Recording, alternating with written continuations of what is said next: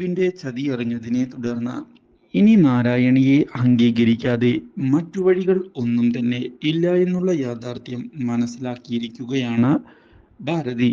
ഇതോടെ ഭാരതി ഒടുവിൽ തന്റെ തോൽവി സമ്മതിക്കുന്നതിന് തയ്യാറാകുന്നു. അവളെ വീട്ടിലേക്ക് സ്വീകരിക്കാതെ മറ്റു മാർഗങ്ങളൊന്നുമില്ല എന്ന് മനസ്സിലാക്കുകയും ചെയ്തിരിക്കുകയാണ്. പക്ഷേ വീണ്ടും കള്ളക്കളികളുമായി മുന്നോട്ടു പോകാനാണ് നമ്മുടെ അനൂപും നാരായണിയും തീരുമാനമെടുക്കുന്നത്. വിവാഹത്തിന്റെ കാര്യമെല്ലാം മറച്ചു വെച്ചുകൊണ്ട് അവർ വീണ്ടും മുന്നിലേക്ക് പോവുകയും ചെയ്യുന്നു. പക്ഷേ ഇതേ തുടർന്നാണ് നമ്മുടെ ബാലഗോപാൽ തൻ്റെ ജീവന് തന്നെ ഭീഷണിയായ നാരായണിയെ കൊല്ലുന്നതിനായി ഗുണ്ടകളെ ഏർപ്പാടാക്കുന്നത്.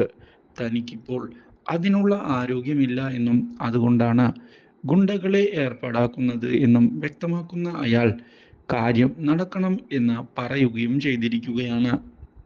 ഇതേസമയം ഹരിതയുടെ കാര്യത്തിൽ ഒരു തീരുമാനം എടുക്കാൻ സാധിക്കാതെ പതറിപ്പോവുകയാണ് നമ്മുടെ ഭാരതി.